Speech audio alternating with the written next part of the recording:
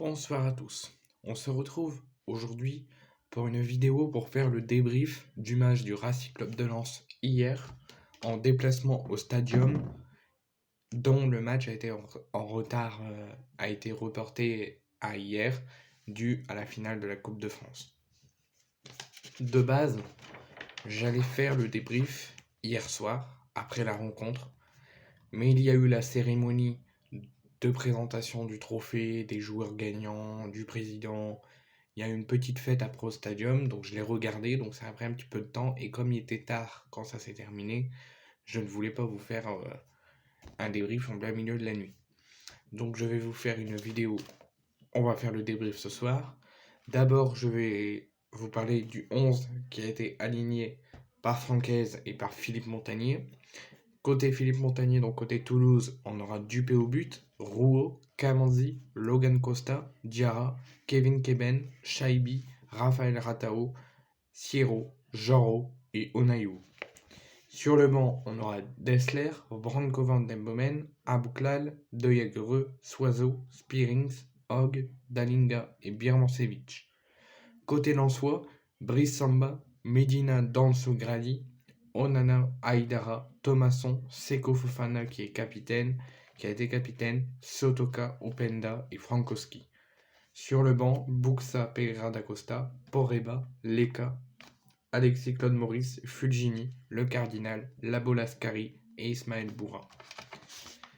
Sur la première mi-temps, pendant une trentaine de minutes, on voit des Lensois qui ont du mal à rentrer dans le match, qui ont du mal à proposer leur jeu habituel, qui ont du mal à se montrer transcendants, qui sont bousculés par des Toulousains audacieux et qui est euphorique après leur finale de Coupe de France remportée au Stade de France.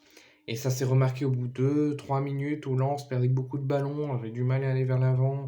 Toulouse les défendait bien, les contrait bien. Donc pendant 30-32 minutes, c'était un début de match très compliqué pour le Racing Club de Lens. Mais après ces 30-32 minutes, cette bonne demi-heure où Lens a eu du mal, et malgré plusieurs tentatives, plusieurs occasions, Lens, pendant toute cette première mi-temps, a fait preuve de concentration, de patience et d'efficacité malgré un début moyen et un petit peu en difficulté. Et grâce à cette preuve de patience, de concentration, de dignité, d'efficacité, Valence a finalement fini par faire payer leur travail en ouvrant le score juste avant la mi-temps grâce à Loïs Openda. À la mi-temps, Lens menait 1-0 à la pause face aux Toulousains. Malgré le passage en 4-3-3 par Philippe Montagnier pour les Toulousains, donc à l'heure de jeu, après les entrées de Branco van den Bomen, Abouklal et Dalinga, Toulouse veut foncer, veut remettre en difficulté les zones de Francaise et réussir à obtenir au moins un point. Mais les Lensois continuent à être concentrés, continuent à être efficaces et faire preuve de concentration et de patience. Mais surtout, ils sont solides défensivement. Ils auraient même pu faire le break à 2 reprises, à la 57e et à la 82e, encore une fois par Loïs Openda. Ou Zotoka même à la 72e.